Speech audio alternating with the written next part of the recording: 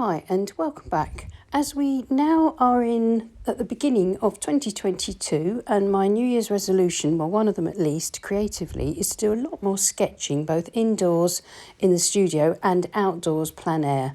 I thought I'd do a quick sketchbook tour just to show you the sort of sketching that I've been doing last year, and maybe talk about some of the reasons why I want to increase my amount of sketching that I do. I'm not a particularly organised person, so I'll pretty much sketch on anything if I have an idea. But I've got two sketchbooks that I'm using at the moment. They're both Etchr sketchbooks. They've got watercolour paper. One is hot pressed, one is cold pressed. They're A4, so the size is about 12 inches by 8¼ inches or 30 centimetres by 21. They open up landscape, and as I mostly paint landscapes, that's the format that I like. Because it's good quality cotton watercolour paper, then I can choose to sketch in pencil, ink or watercolour and just sketch freely, knowing that the paper will work well. They're cloth bound, as you can see. There's a little ribbon bookmarker. And the paper's really lovely. It's a good size for me. I quite like sketching this size. But I also prefer sometimes to sketch in the kind of size that I paint, which is 1/4 imperial size.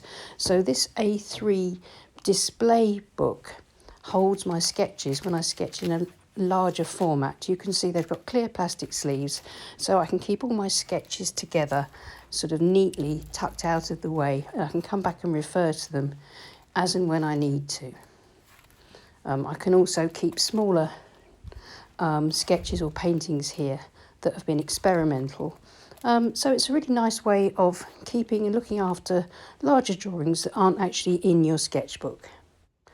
So on to the actual sketchbooks themselves. Here is, an example of some of my thumbnail sketches where I'm playing around with ideas from a visit to my favourite place, Cookmere Haven, and the coastguard cottages that I paint and draw quite a lot.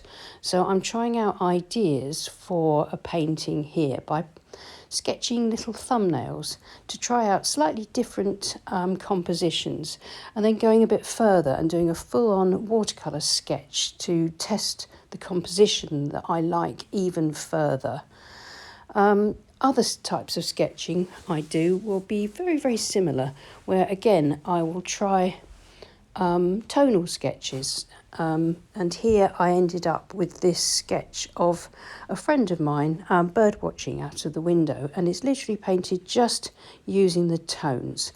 So the pencil sketching was an exploration of the composition, and then I moved on to the tonal painting in the sketchbook and really enjoyed that. So I highly recommend quick, brief, very simple thumbnail sketching to try out ideas and different compositions, and tonal sketching to check out your tonal values. Here's another page of sketches from my local area and little ideas that I just scribble on a bit of paper and then stick into the sketchbook. Some of these have been turned into paintings, others haven't. They're waiting to go into paintings. Now this was an ink sketch for a challenge for a Dutch art group that I belong to, which was very enjoyable. I decided to paint it sort of fairly small in my sketchbook rather than going full on with a 1/4 imperial sheet.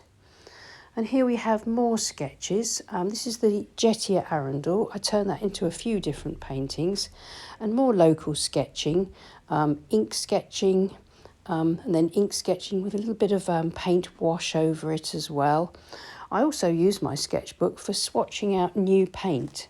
Here is some paints that I was given by Jackson's when they asked me to review them for them. So I swatched out the paint here just to sort of check on coverage, quality, luminosity, all that kind of stuff, and that was a lot of fun.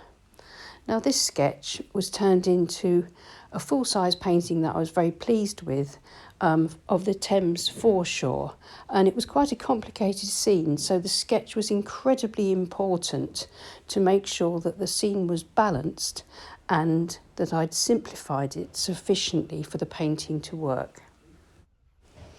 And here, this was a much more detailed sketch, and rather than a thumbnail. In this sketch, I tried to include absolutely everything and used it as a tonal sketch as well to discover and explore where I needed to have my darks, my lights, and my mid-tones.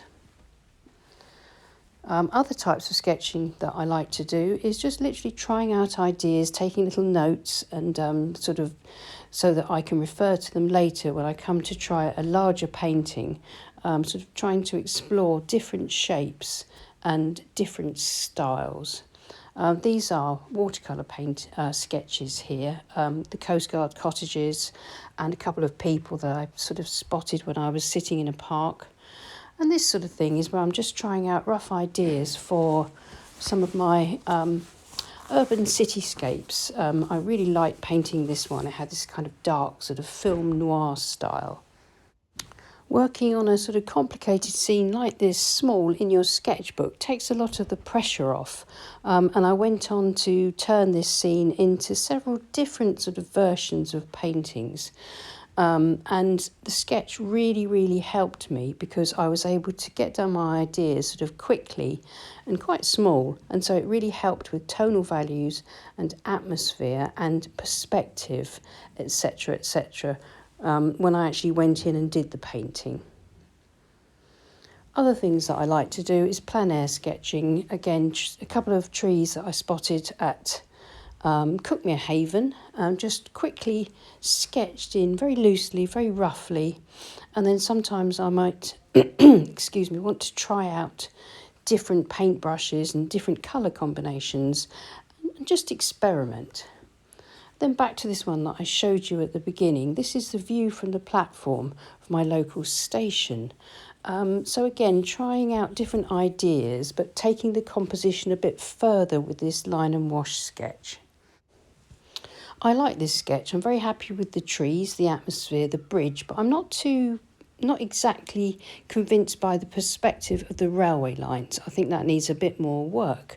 But that's one of the reasons for sketching, is because the more you sketch, the more you notice what you need to work on. And then the more you work on it, the more your technical skills will increase, and that will help in the progression of your paintings.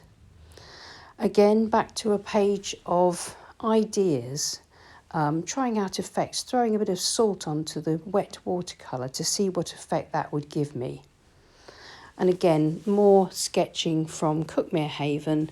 This is a painting that I plan to do early this year. And again, this is a detailed sketch. This is one that encompasses tonal values, composition, quite a lot of detail. This sketch is again pretty much exactly how I want the painting to be, but obviously the painting is going to use some colour. So this has taken ideas forward and generated a sort of a plan or a blueprint, a roadmap for my painting. And sometimes I come across photographs. There was a photograph on Pixabay that I found absolutely fascinating.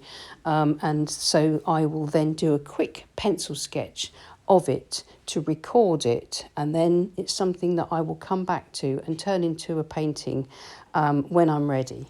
There's something about the action of the workman putting up the scaffolding here that I find very appealing. And then again, tree practice, trying to paint trees loosely but keeping nice tonal value. The more you sketch, the looser you'll get, and the happier you'll end up being with your finished paintings. Again, experimenting here with different tree shapes, with a pheasant. And then again, this has been the sort of sketching that I'm thinking that I want to do more of this year, is working on this kind of loose sketching of trees and undergrowth and light. Trying to sort of get that tangle of branches to look fairly authentic, but not too fussy, not too fiddly. I'm trying to keep that sort of freshness to the sketch, whether it's done in ink, watercolour or pencil. I'm of the opinion that the more you sketch, the more you draw, the more you can bring sort of accuracy and freshness to your painting. Another one of my creative resolutions for 2022 is to try and paint more in a more of an abstract way. Now, I firmly believe that in order to paint successfully in abstract forms, that I need to make sure that my sketching, my perspective, my draftsmanship, my composition, tonal values, etc. is all spot on, that I can then work from that and abstract from that position of sort of detail and accuracy, albeit loose detail and accuracy. And then I feel that I will have more to say in my abstract work if it's backed up with the fundamentals of sketching, drawing and painting. So I hope that little peep at some of my sketching from last year has been helpful and has given you a bit of an idea of the kind of processes that I use that underpin and that are foundations for a lot of my tutorials, and more especially for my own personal paintings. I think sketching is something that really is a necessary part of whatever sort of genre of painting that you want to pursue. As I say, it just underpins and adds complexity and uniqueness and individuality to your work. And so why not join me and start off a couple of sketchbooks for 2022 and see where it takes you. It can be a really fun way of sort of journaling and sort of and expressing your response to what's happening around you, what you see in your daily life, all that sort of thing. And it can help you towards finding your own individual creative style or genre that you want to follow, because the more you sketch, the more you draw, the more you discover what you really like to do, and then that will in itself produce much more satisfying art. Thanks so much for watching. Please give us a like and subscribe to my channel if you haven't already. And thank you so much to my wonderful Patreon group who support this channel. And I'll see you again soon. Happy painting, happy sketching, and just happy being creative. Let's hope we have a happy, healthy and creative 2022. I'll see you soon then. Bye.